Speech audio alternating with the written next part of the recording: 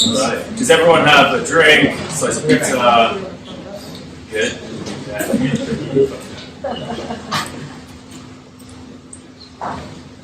Alright, well, welcome everyone. My name is Zajko. I'm from CoinList. Really excited to have you guys all out here. It's great to see a good audience. The last couple times we've had these building blocks events, it's been kind of in the throes of a terrible bear market, so I think it's good to see everyone in much better spirits right now. We've been looking a lot at staking and kind of the staking ecosystem and trying to get a better grasp of it. And all four of these guys I've met through the past couple of months, and they were just full of so much knowledge about how you should be thinking about staking and economics and the validator ecosystem. And each one of them was like, man, I had to do so much research to kind of get started here.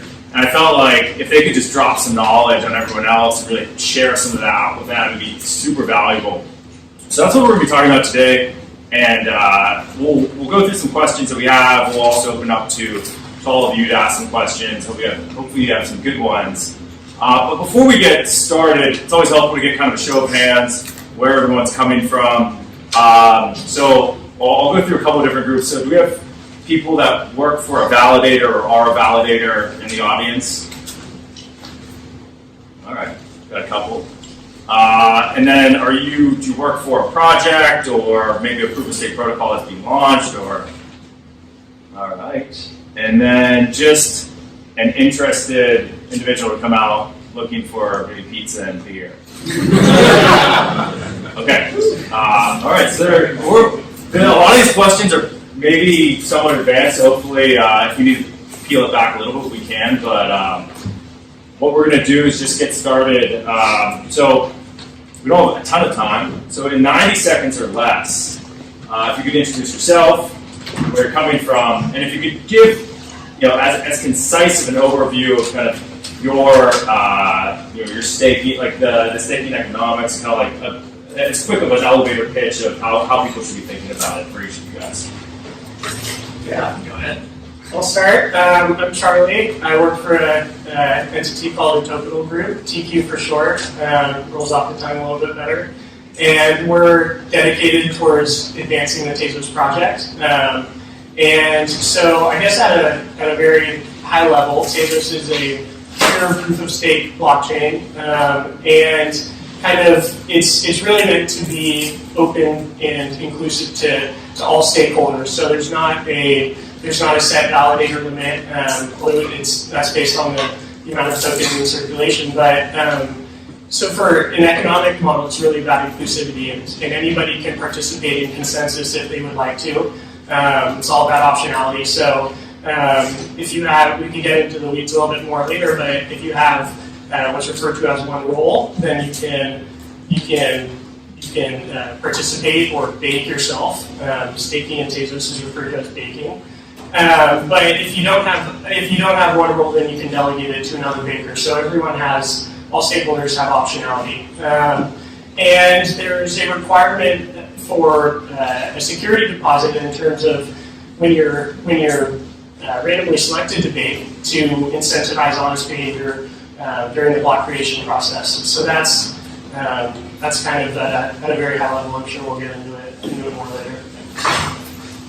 Hey everyone, my name is MacLane Wilkison. I'm one of the co-founders of a project called NuCypher.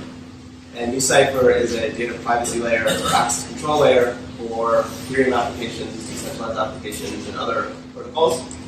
So basically, we give you a way to have private data in your public network, in your app. Basically, the NuCypher network consists of a network of NuCypher nodes that are providing this almost like encryption as a service or access control as a service. And where the token comes in is it's a work token. So if you want to be one of those nodes and provide that service and work for the network, you have to stake the token as a kind of bond or collateral. And then we use that basically to coordinate the network. So you'll get work and jobs in proportion to the amount that you staked. If you do that work correctly, you'll get compensated for that work. If you do that work incorrectly, or if a node is malicious and is behaving badly for whatever reason, you can get their stake slashed. So we both have the sort of carrot and the stick sort of component to the incentive model there.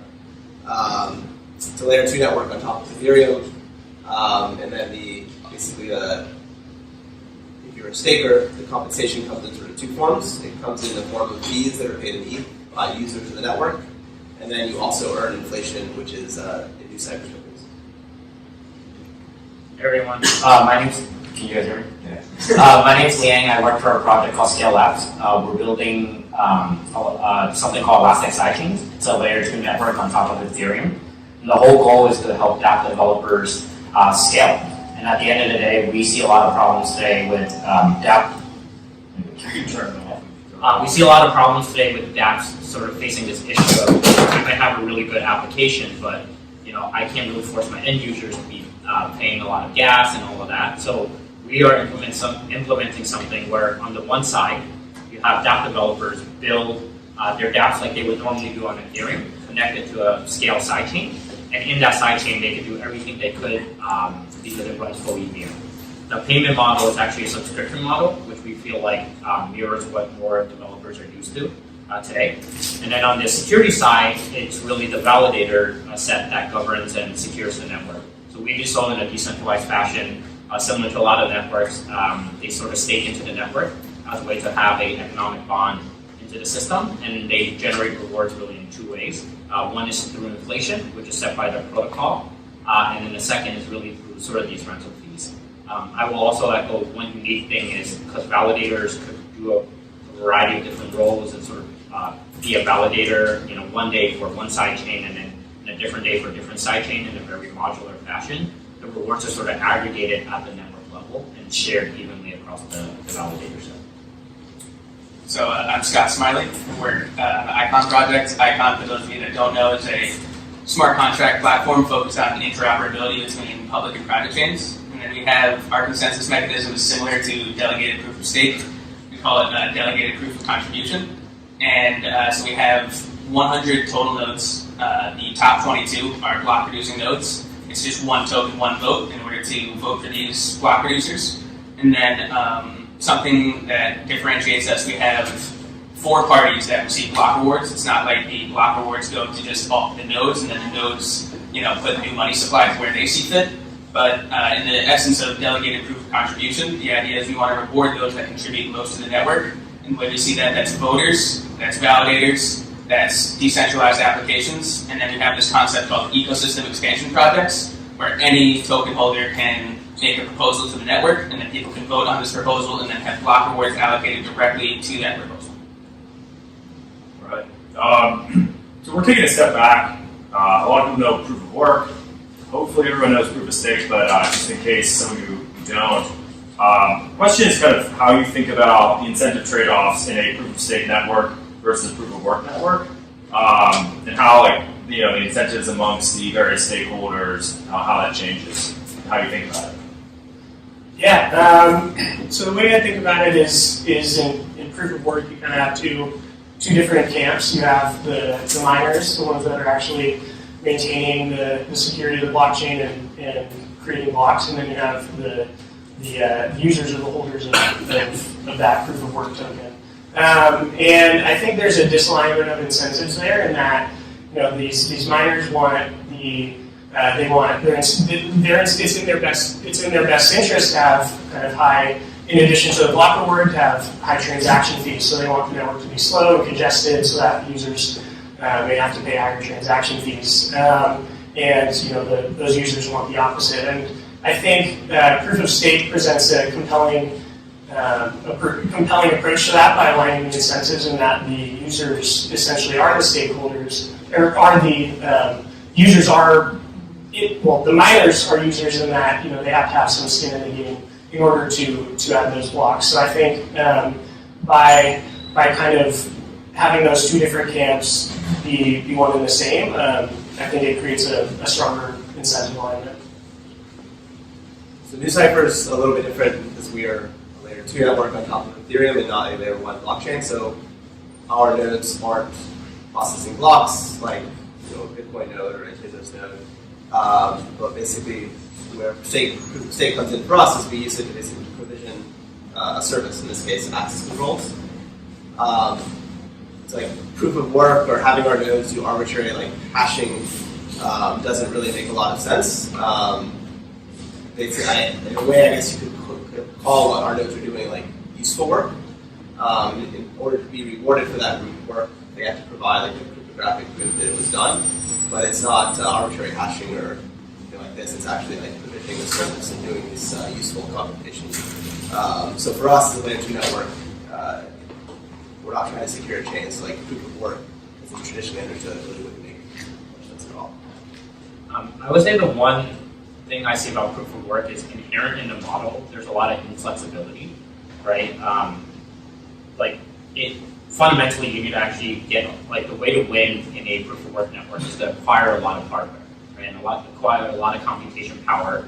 So there's automatically economies of scale baked in, right? So if I was a miner, I have a choice between do I go set up my little shop and have some 0.00001% of getting block rewards, or do I just go give my money to some pool that's aggregating it, and they become the biggest player. So it's really bad for decentralization if you are into decentralization.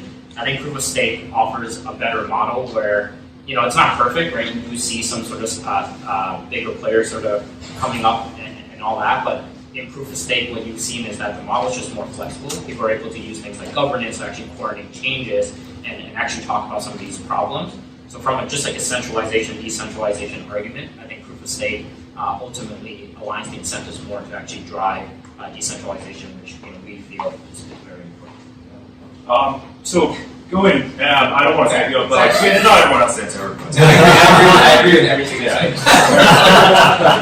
You got it off the hook here. So looking at any proof of stake network right now, there are a number of variables that you can put into it. So it could be the number of validators you want, or the expectation, like for instance in Tezos, that you actually hold tokens in order to participate. What are the key variables that you guys looked at? I mean, how did you decide? Well, we want to throttle this up or down, or we want to include this or not include it.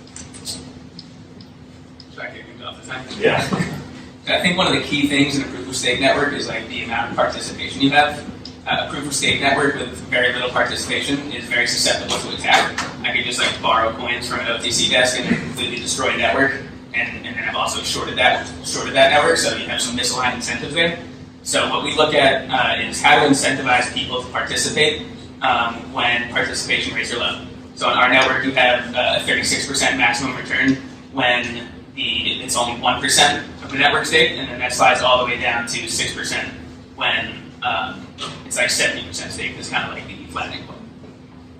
Yeah, in Tezos, there's a real strong incentive to stake your tokens and participate and bake. In that, there's the annual inflation is about 5.5% if 100% of the tokens are staked. But the real incentive is that if you aren't baking, then you're actually losing your total share of the network. So for large token holders, they want to maintain that total share of the network, and so if really any token holder, not just large ones, but the incentive is really to stake so that you don't lose your share of the network. So it's not like you're necessarily winning, but you're not losing. And I think another important thing to point out is that kind of the different attack vectors of attacking proof of stake networks. The incentives for attacking a network like Tezos or other proof of stake protocols are much less than that. So say you attack a proof of work chain, and you can the stakeholders can fork the network and they can change the hashing algorithm. But then all of the miners on that network who have that hardware for that specific hashing algorithm, even the honest actors are kind of screwed. In a proof of stake chain, if you attack the network, you can fork out and remove the malicious attackers' tokens, but the honest actors aren't necessarily are hurt because of that. So I think that's an important consideration, as well as the attack vectors and what happens after an attack. And then, MacLane, I want you to go into this, but you mentioned carrots and sticks. So those are obviously like two things that you can add, I know some networks have slashing, some don't. For those who don't know, slashing is being penalized on the network if you lose some of your stake. It sounds like you've thought that through in terms of like how you want to incentivize people, but also penalize them. If you can kind of So there are a bunch of knobs sort of you can turn as you design these economics and different rules for a proof of stake system. On the slashing side, generally the reason why you do that is there's some specific type of behavior you want to prevent. In our case, there's really sort of two main modes of misbehavior for a node. One is, let's say I request you to re-encrypt some data for me. If you're an honest node, you'll do that correctly. I'll get the data back. I'll be able to verify that it was done correctly. If you're a malicious node, a potential attack is you just give me garbage data. And fortunately, there's a way for us to do basically a cryptographic proof of whether a re-encryption was correct or not. So in this case, like if you give me garbage data, I can detect that and I can provide this proof to the network, and anyone can verify that proof, and you would get slashed pretty aggressively. The other mode of misbehavior is actually a lot trickier, and this is just that the node just doesn't respond at all. So this is really the availability problem. If the node goes offline, there are actually ways that we can detect that. But where it gets tricky is there's really no way for us to know why a node is offline. So maybe it's just because you were lazy, you're a bad node operator, or maybe someone's actively DDoSing you or trying to attack this node in order to get it slashed. In which case, like you have the decision, like as a protocol, do you want to slash for a node going offline? In which case, you kind of raise the sort of hurdle for someone to be a node operator, because the only people that can afford, like Cloudflare or DDoS protection are going to be the larger node operators. So maybe you're sort of closing off the opportunity to smaller individual hobbyist stakers, and you're sort of introducing a bit of centralization pressure into the network. So these are, every time you sort of turn these knobs, you kind of have to think about, okay, what am I getting here versus what's like the cost? One thing I want to add about slashing is a lot of people think of it as a way to just punish validators. But another way to think about it, you look at Cosmos, for example, and potentially Icon, but it kind of fixes voter apathy, where like you really don't want a network where the token holders are just voting and trying to get some sort of passive return and never seeing who they're voting for and what policies they're pushing into their node online. If that person gets slashed for picking a bad node that's like always offline, the next time they go check their wallet and see that they were slashed, they're gonna be like, I gotta stake with a node that's reliable. So you get much more quality voter participation as well. So I want to build on some of the governance stuff and actually being a more active participant as opposed to sitting back and just saying rewards. But before we get to that, there's like so many different things going on, different players and roles. How do you guys stress test it, run models? Like what are you? There's maybe tools out there, services, but like how do you guys? Is it just a whiteboarding session, or how do you guys go through that process? I can start. I think when we first started off, it's very easy to say like, let's build a model. I think a lot of people have that, right? Whether it's a spreadsheet or simulation. So what we're doing is we've sort of done a lot of thinking in design, and then you're running simulations just to stress test some of this. But remember, it's like theoretical, right? Like these networks are not that old. Data isn't really out there, so it's like garbage in, garbage out kind of thing, right? So one of the things we focus on a lot is actually talking to validators, which sounds silly sometimes when you tell people, but at the end of the day, like validators come in all flavors. They're across different geographies, different sizes, different expertise. And ultimately, what you want to do is actually get this like really strong voice of the customer going and saying, given where we are today, and it doesn't mean we'll be there, a year from now or something, but where we are today, how do you feel about this network? Like, what are the things you care about and optimize for? Because I think the other thing, like if you abstract away, just like it's not just a one-sided market. There's like validators are serving ideally some people on the demand side, and they're always at tension, right? So we see this in like traditional companies like Lyft, right? Like supply versus like demand, pricing, and all that. You're going to see that in these networks too, especially if they're decentralized. So really, I think getting that discussion going of understanding what each side cares about, and then kind of iterating on your design, and then maybe running simulations on an ongoing effort after you have some data is how at least we personally think the process should be. Yeah, I mean, I couldn't agree more. Just like a lot of the attack vectors and things that you had to think about was figured out through conversations that I've had through validators from previous networks. and then to stress test that, we just have PhD in economics. It's running stress tests. It's not me, but yeah. Yeah, I think if you we build everything in the open, not only on GitHub, but our development discussions are all happening on Discord, which is an open channel. And we found actually that's a great way to engage just random community members that sort of show up and happen to have, not everyone in your community is going to be able to add value to the project, but there's a sufficient number of people what you're doing is interesting enough that a lot of times they're all going to have very relevant expertise. So we've got a ton of value just from building out in the open and getting sort of feedback from the community. And then in terms of more sort of formal, rigorous stuff, there's a couple companies that have popped up recently that are doing these simulations. Obviously, you can do it internally, but most of us are startups. You have relatively limited resources, not just in terms of money, but more importantly, time and people. Incentivize confidence or two of these companies that will do simulations, economic simulations for you.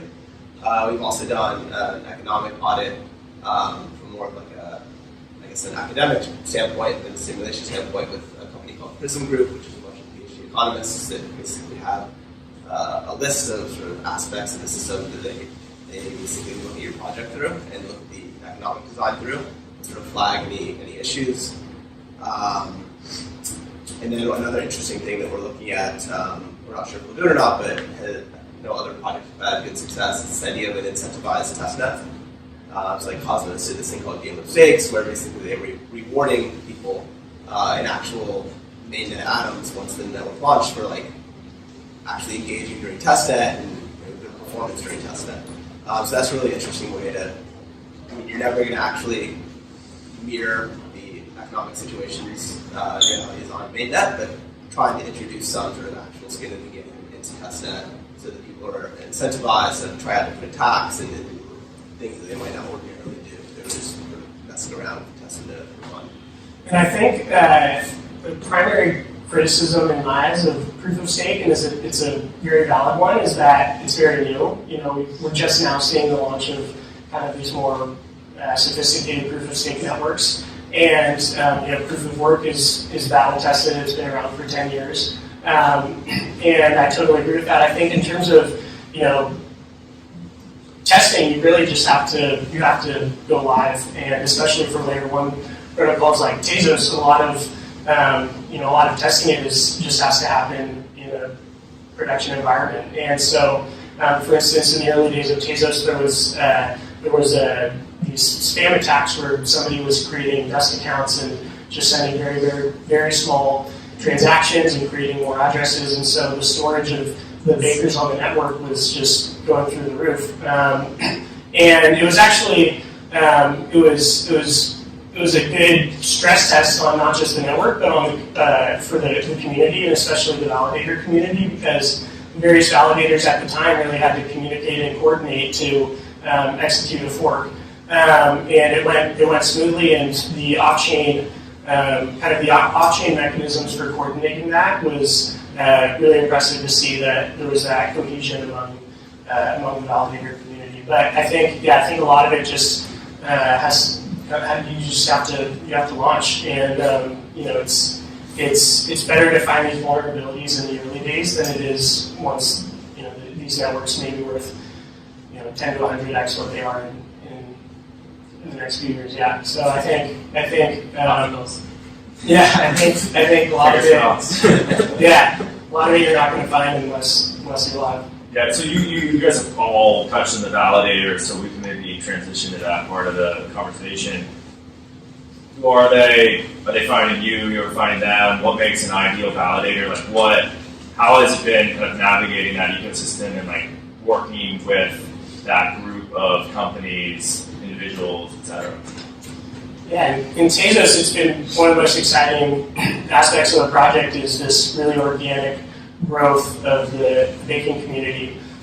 So right now, there's about 450 unique bakers in the Tezos network. About 80% of all circulated tokens are participating in proof of stake, which is cool. And there's Obsidian Systems is an entity. They built the ledger baking application so that people can bake from their ledger. They run a Slack channel that has about, I I can't remember now, but a few weeks ago there were about 800 people in it, and that's really the most popular space for these bakers to communicate. They get tips from one another. What's your setup like? And now you see more sophisticated for-profit companies that are starting to get into the game. There's a lot of investment going into these companies like States, Coinbase custodies. Now they're making on Tezos for their institutional clients. So I think that as there's more competition, the quality will go up, which is good. I think my hope though is that the decentralization of the network maintains its current trajectory.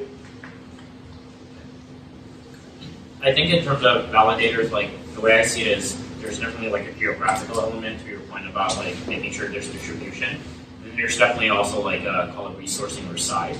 So if you look at the Collusion list, there's a lot of professional validators and some of these kind of staking shops coming up. But there are also people I think who are really high value add and may just be a two-person shop, in some part of the world who are just interested in this kind of stuff. But I think like to your question, I think it's also important to realize validators also have like a business, and the lens they view really depends on who they are. So you could have a hobbyist validator who are, say on the weekend, I want to, I'm technical, I maybe work at DevOps somewhere else, and I'm going to spin up a server and I want to stake or something and get some return. And you have people like the larger ones who are, I'm going to build this business and I want to scale it. So my job is to find the best protocols and evaluate them and then sort of deploy resources. That's a very different flow, right? I think the hobbyists, they'll kind of find you maybe through a variety of ways, but I find the larger validators, they're really good ones. And by the way, I think there's probably like 30, 40 of them today in the world, so not a lot. They're running it as if they were kind of this like half VC investor mindset and then half like DevOps, very technical mindset. And so they really look through everything. And I think what I've learned is, you always got to start with like project vision, right? Like why do, as a protocol, if you're like pitching them, why do you even exist? Like what are you actually trying to do, and why do you need their time? And what they will go through is once you align on that, I think they're really strong community members. So I think the best validators are always the ones who are willing to join early, understand this is like startup within a startup, and everything doesn't work, but we're going to kind of go through it together because the vision and the core technology is there, and we'll sort of like together figure this stuff out.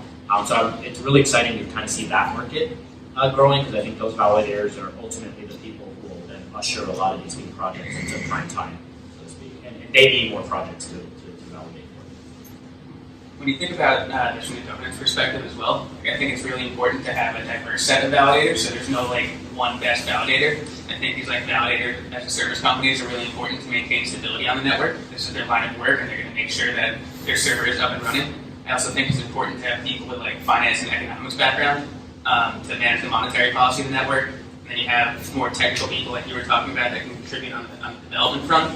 And then obviously it's important to continue like growing the community and growing the awareness of the project. So people focused on like promotion and like marketing awareness are also important. So I think from my standpoint, like I'm trying to find as diverse a set of validators as possible as we put this all together.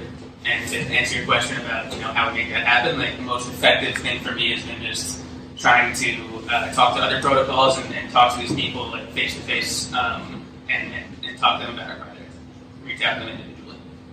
And that point about trying to engage a diverse set of node operators and others is pretty important, particularly because one of the issues with proof of stake is when you have this inflation compensation, it can lead to sort of centralization pressure, particularly if you have a small number of huge stakers that are basically staking a ton and they're getting the bulk of the rewards. So their ownership of the network is growing over time. So in addition to like, what all these other guys I mentioned, like the staking service providers, the institutional investors, whether the funds or traditional VCs, or then now the regulated custodians who are doing staking, we've also tried to do some different experiments with engaging like different types or new types of node operators that haven't previously engaged with decentralized networks. So one example is we have this university staking program where we effectively donated or airdropped or given away a pretty significant number of tokens to computer science and cryptography departments at a bunch of universities, basically as a research gift, but in exchange for them agreeing to stake and run nodes for a certain period of time. So I think that's really interesting because now all of a sudden you have a fairly big set of highly technically competent entities that are for the first time ever getting joining nodes and engaging with these networks. And hopefully, like NuCypher, they do NuCypher, and then they also engage with other networks. It's just kind of a way to sort of get them to start engaging with the broader ecosystem. And I've noticed that generally the community of validators is pretty friendly. Like, people are sharing information, there's collaboration. What about like on the flip side? Like, these networks grow massively in value, and the opportunity for collusion or for someone to come in and bribe a validator to try to take down a network. Do you guys have things that are built into the design, or are these things that you're thinking about now, how to actually prevent? Nope. I think it's important to realize, like, on the economic part, that's just kind of one part of the equation. A lot of our protocols, certainly, the technology is very different. So, I always think for a protocol, like, do you use the technology to abstract away a lot of the collusion risk, right? So, for example, in an S-chain, you may have 16 nodes, but they're rotated out in a SKALE network every so often, right? So that makes it harder to collude because you don't know at any given time are you supporting this S-chain that's a game versus this S-chain that's a DeFi app, right? So that's a technological thing. So I think there are a lot of these things that we can do in like underlying consensus, and then sort of use the economics to kind of backfill and almost like dial it up or down depending on risk areas. Because there is no technology that's perfect, but I think we oftentimes talk a lot about economics, but actually mixing in like the technological design. Because I think a lot of that, to me, the whole point of having a good consensus like algorithm is to actually take away a lot of the security risk that you would normally see, and then use the economics to support sort of the rest. Yeah, I think it's also really important to take into account that these networks are all very new. So we have just, Icon starting with 22 block producing nodes, 100 total. But I imagine as we further decentralize and as we further grow and the network matures, that it'd be much harder to, ride like 2/3 plus one of the entire network. That'd be really expensive. And additionally, in a proof of stake network, like the game theory behind it really doesn't make sense that nodes that if you were to get that much control over the network, that means you have that many tokens, and like, why would I want to destroy something I've invested so heavily? Yeah, I think it's just an incentive game, going back to that. Kind of at first to acquire that stake to connect something like that, it's prohibitively expensive. To compare it to proof of work, it's hardware, but in terms of tokens, it's these are liquid tokens, they have a price to them, so it's prohibitively expensive at the front, but then on the tail end of it, in Tezos, there's actually a lockup period after a block is created. So it's about 2 cycles, about 5 years, where your tokens are still held in that security deposit, and so that's another disincentive. And just you brought up proof of work real quick. Like proof of work, it's really easy to switch your machine from one coin to another. So like you could attack one network, try and do a double spend attack, sell it on an exchange, and then go from network to network with the same machine. But with proof of stake, it wouldn't make any sense. You can't do that. If you destroy the network, then you're destroying the investment that you made as well. And then, can I get a time check real quick? So 15. Okay. Why don't we open it up? So right here, validator. Right here. Yeah. I'm validator, and like most of that, I'm afraid from the point of centralization exchanges, because we know Orbit Pool is already making a huge, significant effort to the EOS. Then Binance is also sort of trying to be in staking, and imagine that top 10 or top 20 exchange will enter the staking business. And small validators or even big validators would kick out or even knock out from the market. So how each of you will struggle with this centralization issue? So we definitely thought about this a lot from talking to other validators as well. And one thing that we worked into our design that I think is important is that there's a variable unstaking period and a variable return based on the percentage of the network staked. So if an exchange is trying to convince you to deposit your tokens on their platform, they're never going to be able to give you as good of a return as if you had staked it yourself. And they're never going to be able to stake with their entire pool, because if the unstaking period is, let's say, 15 days, then they're not going to be able to field a withdrawal request if they have the entire thing staked. So those are 2 ways that we try to come up with defending this. Yeah, but they have a whole bullet which usually, if you analyze they hold tokens for like months. So many people just put the money in the exchange, and 20% are active tradable, but 80% like laying on this wallets for the months and for the years. I guess a response to this is like you're still never going to be able to promise give you as good a return as you would have done on yourself, because you can stake 100% of their tokens, but they can't. I think also this topic of even like delegation, right? Because I think exchanges and wallets are trying to make it really easy to delegate. And if you're on an exchange doing other things, you maybe just delegate to like Pool or something. I think this like field of delegation is that there are a lot of cool like new research areas coming up. Like if you have a structure where it's not necessarily delegated proof of stake, but just like nodes and you allow delegation.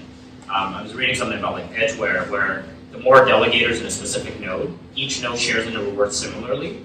But the more delegators there are, the more they have to split the reward. So as a delegator, you're going to see on a node if there's 10 delegators and I'm the 11th one, maybe it's not that good for me to join there. So then I may kind of go join something else.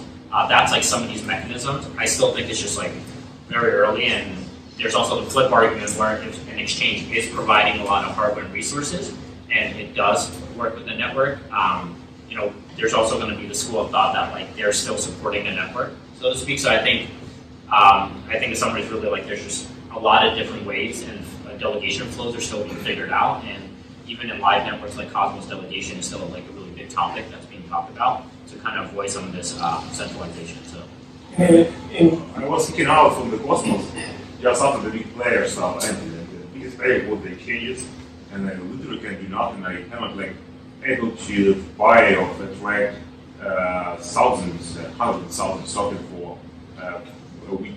But the exchange like living without me. In Tezos too, if the shelling point or the preferred path forward for stakeholders is that if they're really that worried about it, you could actually to go to governance, they could implement a protocol amendment and say that no one staker for that exchange can bake with X amount of funds or whatnot. So you could do some cool things with amendments for that. And also there's an amendment in progress, or not an amendment, but people are working on an amendment proposal now to separate the baking and spending and then the voting keys as well, which if you're delegating to a baker, you can still retain the right to vote on amendment proposals.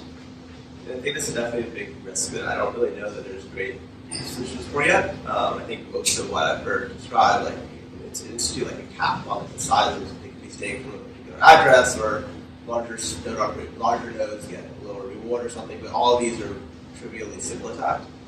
So I think maybe the only thing you can really do right now is try to mitigate it by having a good distribution from the start, and hopefully we'll be able to figure out a way that's not trivially simple attackable to try to mitigate some of this. So one of the cool things when people came out with proof of work is that not only it's zero resistant, right, like everybody are talking about, but it is open in a way that you can join as a miner, and nobody can stop you from participating. Nobody knows where you are, so in terms of regulation, state forcing you to do, you're not allowed to accept a transaction with a suspected person. Nobody knows who actually mined the block. You only see the hash. And a lot of the proof of stake, at least to me, appear to say, we're going to move from proof of work to proof of stake because proof of work is so wasteful. And we can do that with this idea of staking, but completely ignoring the openness of it, because now it's not to say, I will sign it with my stake, but you don't know who I am. It requires stakers who actually directly connect with one another. It also goes into scalability, etc. But it moves to a slightly different model where the stakers talk with one another. And this is how they can DDoS one another. They can be obliged to, they have to follow rules of the countries where they play, etc. Are you guys, is that something which you find concerning, or do you have thoughts on this? Are we happy with this direction? Should we do something slightly different? Are we happy with your thoughts?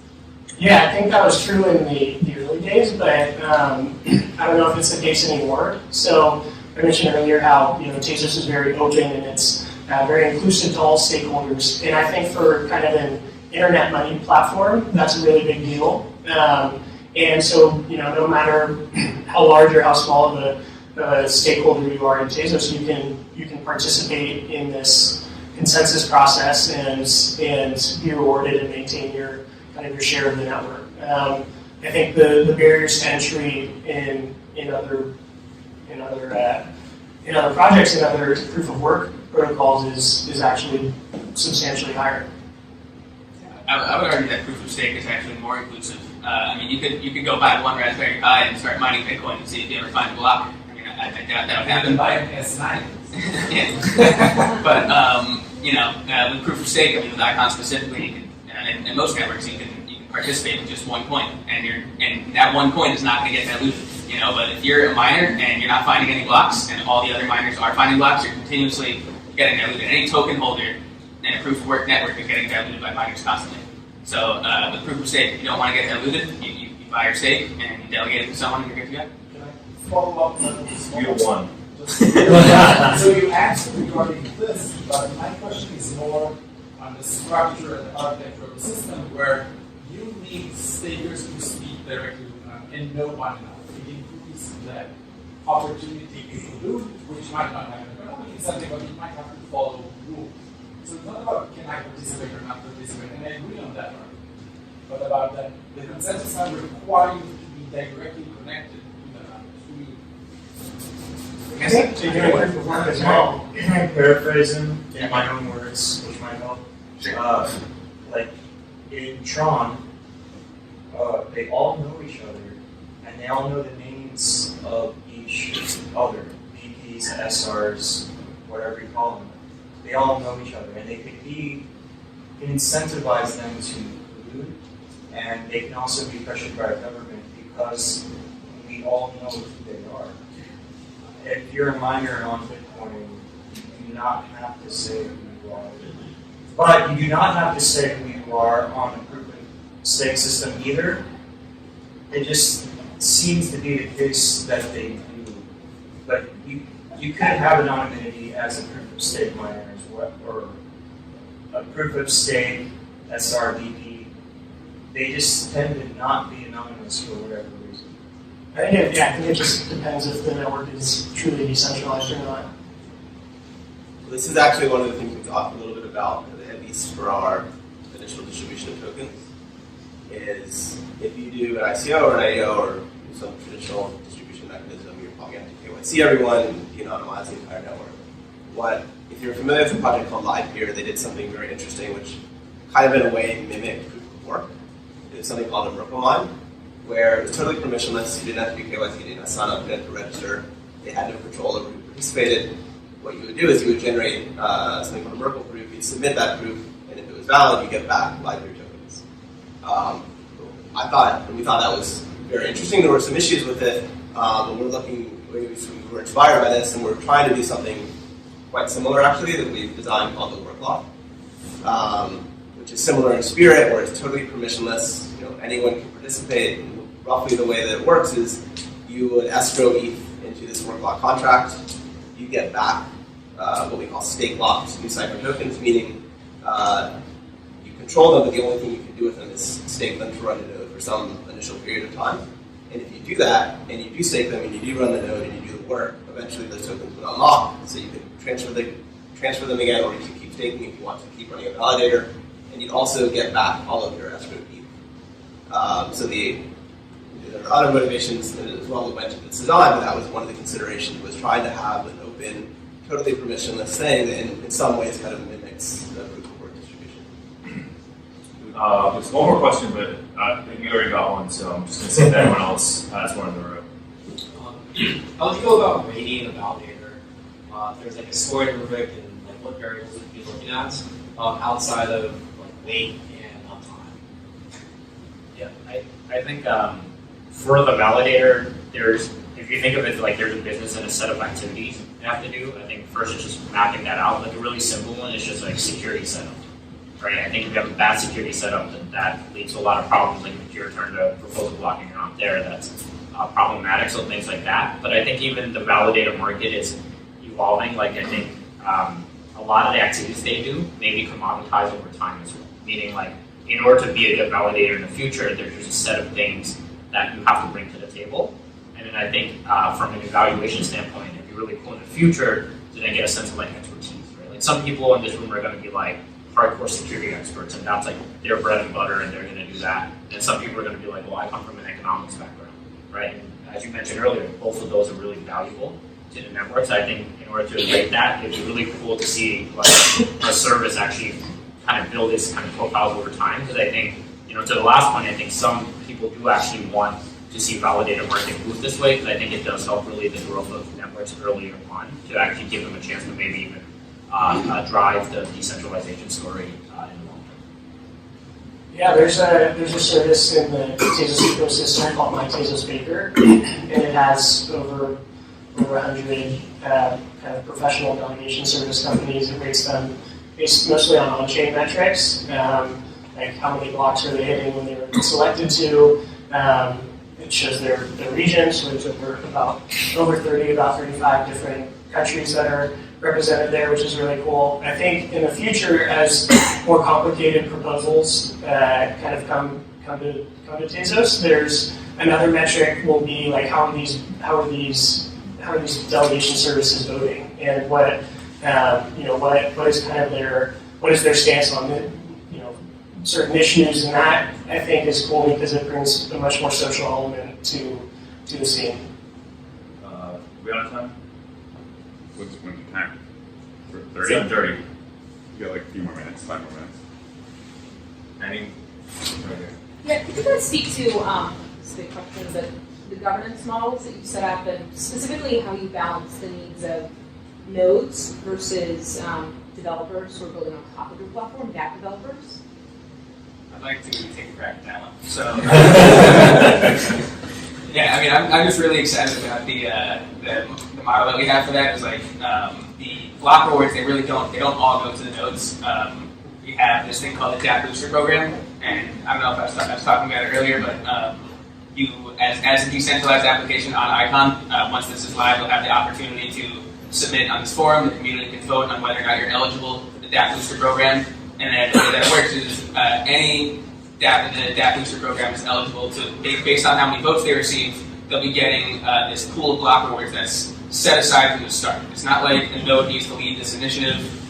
It's if this DApp gets votes from the community, then block rewards get directly allocated towards that DApp's address. So that also fixes some of the problems that we were talking about earlier, where all new money supply gets concentrated on nodes, and then they continue accumulating more and more, and then that top X number of nodes just never leaves. So at this point, you're getting both governance power and rewards into the hands of people besides nodes.